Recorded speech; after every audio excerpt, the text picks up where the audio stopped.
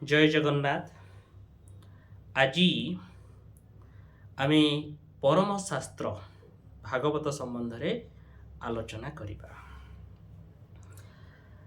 ଓଡ଼ିଶାର ଗଜପତି ପ୍ରତାପରୁଦ୍ର ଦେବଙ୍କ ଶାସନ ସମୟରେ ଯେତେବେଳେ ଓଡ଼ିଶାକୁ ଆସିଥିଲେ ଶ୍ରୀ ଚୈତନ୍ୟ, ଯେ କି ଓଡ଼ିଶାରେ ଗୌଡ଼ୀୟ ବୈଷ୍ଣବ ପରମ୍ପରାକୁ ପ୍ରତିଷ୍ଠା କରିବା ପାଇଁ ଚେଷ୍ଟା କରୁଥିଲେ, ଠିକ୍ ସେହି ସମୟରେ ଓଡ଼ିଶାରେ ପଞ୍ଚସଖାମାନେ ଥିଲେ। ଜଗନ୍ନାଥ, ବଳରାମ, ଅନନ୍ତ, ଯଶୋବନ୍ତ, ଅଚ୍ୟୁତାନନ୍ଦ। এই ଯେଉଁ ପଞ୍ଚସଖା ଥିଲେ, ଏମାନେ ଉତ୍କଳୀୟ ବୈଷ୍ଣବ ପରମ୍ପରାର ବାର୍ତ୍ତାବହ ଥିଲେ। ଶ୍ରୀ ଜଗନ୍ନାଥ ଥିଲେ ଏମାନଙ୍କର ବୈଷ୍ଣବ ପରମ୍ପରାର କେନ୍ଦ୍ରବିନ୍ଦୁ। ଠିକ୍ ସେହି ସମୟରେ ଆମର ଉତ୍କଳର ଅତିବଡ଼ି ଶ୍ରୀ ଜଗନ୍ନାଥ ଦାସ ଓଡ଼ିଆ ଭାଷାରେ ରଚନା କଲେ ପରମ ଶାସ୍ତ୍ର ଭାଗବତ, ଯାହାକୁ ଓଡ଼ିଆମାନେ କୁହନ୍ତି ପରମ ଶାସ୍ତ୍ର ଭାଗବତ ଅଭ୍ୟାସ କରୁଥିବ ନିତ୍ୟ। ଏହି ଭାଗବତ ରଚନା ହେବା ଦ୍ୱାରା ଓଡ଼ିଶାରେ ଏକ ଅଦ୍ଭୁତପୂର୍ବ ପରିବର୍ତ୍ତନ ପରିଲକ୍ଷିତ ହେଲା। କ'ଣ ସେ ପରିଲକ୍ଷିତ ହେଲା? କ'ଣ ପରିବର୍ତ୍ତନ ଆସିଲା ଓଡ଼ିଆ ସମାଜରେ, ଓଡ଼ିଆ ସାହିତ୍ୟରେ, ଓଡ଼ିଆ ଧର୍ମଧାରାରେ ଏବଂ ଓଡ଼ିଆ ଶିକ୍ଷା ଜଗତରେ? ତ ସଂସ୍କୃତଜ୍ଞ ଜଗନ୍ନାଥ ଦାସ ପ୍ରତ୍ୟେକ ଦିନ ପୁରୀ ଶ୍ରୀମନ୍ଦିର ପ୍ରାଙ୍ଗଣ ମଧ୍ୟରେ ବସି ସଂସ୍କୃତ ଭାଗବତର ଆଲୋଚନା କରୁଥିଲେ। ଉପସ୍ଥିତ ଶ୍ରୋତାମାନଙ୍କୁ ତାକୁ ଓଡ଼ିଆରେ ବୁଝାଉଥିଲେ। ଏହି ସମୟରେ ତାଙ୍କର ମା ଚିନ୍ତା କଲେ, ଯଦି ସଂସ୍କୃତ ଭାଷା ପରିବର୍ତ୍ତେ ଓଡ଼ିଆ ଭାଷାରେ ଭାଗବତ ରଚନା କରାଯାଇପାରନ୍ତା, କେତେ ପତିତମାନଙ୍କର ଉଦ୍ଧାର ନ ହୁଅନ୍ତା ସତେ? ଆମେ ତ ନିଜେ ନିଜେ ପଢ଼ି ବୁଝିପାରନ୍ତେ, ବା ସହଜ ହୁଅନ୍ତା ଓଡ଼ିଆ ଜାତିକୁ, ଓଡ଼ିଆ ଲୋକମାନଙ୍କୁ ଭାଗବତ ପରି ଅମୃତ, ଭାଗବତର ରସ ଆସ୍ୱାଦନ କରିବାରେ। ମାଙ୍କ ଇଚ୍ଛାକୁ ପୂରଣ କରିବା ପାଇଁ ଅତିବଡ଼ି ଜଗନ୍ନାଥ ଦାସ ରଚନା କଲେ ଓଡ଼ିଆ ଜାତିର ଜୀବନ ବେଦ ପରମ ଶାସ୍ତ୍ର ଭାଗବତକୁ। এই ଯେଉଁ ରଚନା ହେଲା, ଏହା ନବାକ୍ଷରୀ ଛନ୍ଦରେ ରଚନା କଲେ। ନବାକ୍ଷରୀ ଛନ୍ଦରେ ରଚିତ ଏହି ଓଡ଼ିଆ ଭାଗବତ ଓଡ଼ିଆ ଜାତୀୟ ଚେତନାକୁ ବହୁ ମାତ୍ରାରେ ପ୍ରଭାବିତ କଲା। ଯଦିଓ ଯେତେବେଳେ ଓଡ଼ିଆରେ ଭାଗବତ ରଚନା କରାଗଲା, ସେତେବେଳେ ସଂସ୍କୃତ ପଣ୍ଡିତମାନେ କହିଲେ, ଇଏ ତ ଭାଗବତ ନୁହେଁ, ଇଏ ରିଅଲ ଭାଗବତ ନୁହେଁ, ଇଏ ହେଉଛି ତେଲି ଭାଗବତ କହିକି ଅପମାନିତ କରିବା ପାଇଁ ଚେଷ୍ଟା କଲେ। ଇଏ ଗୋଟେ ଠିକ୍ ସାହିତ୍ୟ ନୁହଁ, ଇଏ ଠିକ୍ ଭାଗବତ ନୁହଁ, ଇଏ ରିଅଲ ନୁହଁ, ଇଏ ହେଉଛି ତେଲି ଭାଗବତ କହି ତାକୁ ଅପମାନିତ କରିବାକୁ ଗଲେ। ଯେଉଁ ଭାଗବତକୁ ତେଲି ଭାଗବତ କହି ଅପମାନିତ କରାଯାଉଥିଲା, ସେଇ ଭାଗବତ ଓଡ଼ିଆ ଜାତିର ଜୀବନ ବେଦ ପାଲଟିଗଲା। ଓଡ଼ିଶାର ସବୁଠାରୁ ଜନପ୍ରିୟ ସାହିତ୍ୟ ହେଲା ଓଡ଼ିଆ ଭାଗବତ। ଯଦିଓ ଓଡ଼ିଶାରେ ରାମାୟଣ, ମହାଭାରତ ଆଦି ଗ୍ରନ୍ଥ ରଚନା ହୋଇଛି, କିନ୍ତୁ ଓଡ଼ିଆ ଭାଗବତ ସମକକ୍ଷ ଜନପ୍ରିୟ ଗ୍ରନ୍ଥ ଆଉ କେହି ହେଇପାରିନାହାନ୍ତି। এই ଓଡ଼ିଆ ଭାଗବତ ଦ୍ୱାରା ଓଡ଼ିଶାରେ ଆରମ୍ଭ ହେଲା ଭାଗବତ ଟୁଙ୍ଗି। ଗାଁ ଗାଁରେ ଭାଗବତ ଟୁଙ୍ଗି ମାଧ୍ୟମରେ ପ୍ରତ୍ୟେକ ଦିନ ସନ୍ଧ୍ୟାରେ ଭାଗବତ ଗୋସାଇଁଙ୍କୁ ନମସ୍କାର କରି ଭାଗବତ ପାଠ କରାଯାଉଥିଲା। ବ୍ୟାସାସନରେ ବସୁଥିବା ଲୋକ ଭାଗବତ ପାଠ କରୁଥିଲେ, ତାକୁ ଅନ୍ୟାନ୍ୟ କର୍ମକ୍ଳାନ୍ତ ଓଡ଼ିଆମାନେ ତାକୁ ଶୁଣୁଥିଲେ। ଏହା ଥିଲା ଓଡ଼ିଆ ଜାତିର ଚିତ୍ତ ବିନୋଦନର କେନ୍ଦ୍ର। ଏହା ଥିଲା ଧର୍ମ ବୁଝିବାର କେନ୍ଦ୍ର, ଧର୍ମଧାରାକୁ ବଢ଼େଇବାର କେନ୍ଦ୍ର। ଏହା ଥିଲା ସାହିତ୍ୟର କେନ୍ଦ୍ର। ଏହା ଥିଲା ଭାଗବତର ରସ ଆସ୍ୱାଦନର କେନ୍ଦ୍ର। କେବଳ ଏତିକି ନୁହେଁ, ଭାଗବତ ଟୁଙ୍ଗି ଥିଲା ଓଡ଼ିଶାର ନ୍ୟାୟାଳୟ। ସେତେବେଳେ ଯଦି କାହା କାହା ମଧ୍ୟରେ ଝଗଡ଼ା ହେଉଥିଲା, ତାର ସମାଧାନ ହେଉଥିଲା ଭାଗବତ ଟୁଙ୍ଗି ପାଖରେ। এই ଭାଗବତ ଟୁଙ୍ଗି ଏତେ ମାତ୍ରାରେ ପପୁଲାର ଥିଲା, ଏହାକୁ ଅନୁସରଣ କରି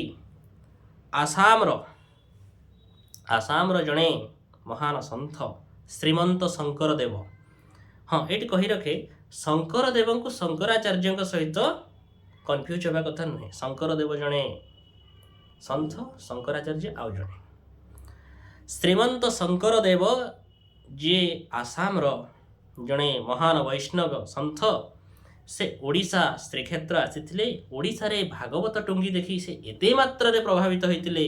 से भागवत टुंगी को आधार करी ठीक ताकू अनुसरण करी भागवत टुंगी परी आसाम रे गोटे आरंभ करथिले नामघर। तेणु भागवत टुंगीर एते प्रतिष्ठा थिला, ता आधार रे आसाम रे नामघर सृष्टि होला। भागवत एते मात्रा रे ओडिया साहित्य को प्रभावित करिछि, ओडिया जीवनधारा को भी प्रभावित कर। आज जदि गाँव में क्या भितर झगड़ा हुए, गाँ कहीं सहर भी जहाँ जहाँ भितर झगड़ा हुए, लोक मैंने भागवतरू पद उदाहरण कर शास्त्र रे या लिखाई ये हवा कथा तार एग्जाम्पल दियंती। ओडिया साहित्य को मध्य भागवत बहुमात्रा प्रभावित कर। आमे जे देखिबा गोपाल चंद्र प्रहराज ओडिया शब्दकोश, पूर्णचंद्र ओडिया भाषाकोशर जे प्रवर्तक, जे जनक, से भी गोटे साहित्य लिखिं भागवत टुंगी संध्या। आज भी गाँ गाँव रे लोक मैंने कहती, ओडियार साहित्यिक मैंने कहती गोटे पद जनैक कवि लिखिथिले, ठोकरा साहू हे प्रधाने, ठोकरा साहू हे प्रधाने, आसिलेणी मिश्रे आरंभ करिवे एथु अनंते को सुजने। हे ठोकरा साहू, हे प्रधाने, आस आस बस, मिश्रे आसिले एवं एथु अनंते को सुजने, माने एथु अनंते को सुजने गोटे भागवतर पद एवं आरंभ हम, आस शुणव आस।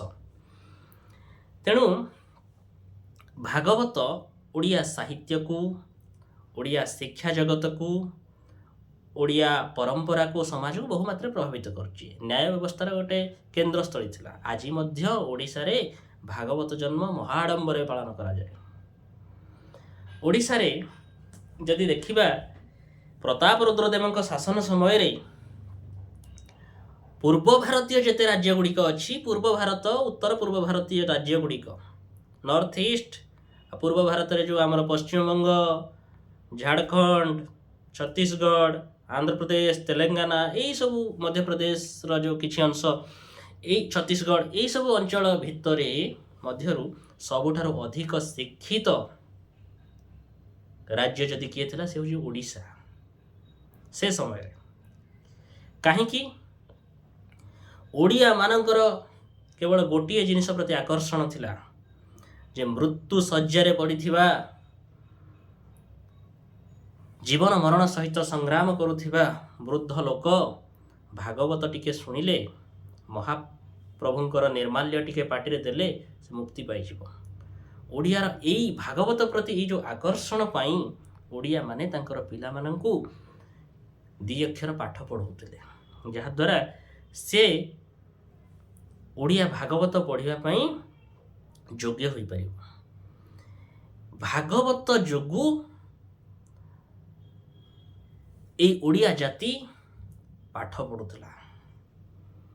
सेइथि पई ओडिशा से समय भारत वर्षर पूर्व भारत रे सबुठारु शिक्षित जाति थिला।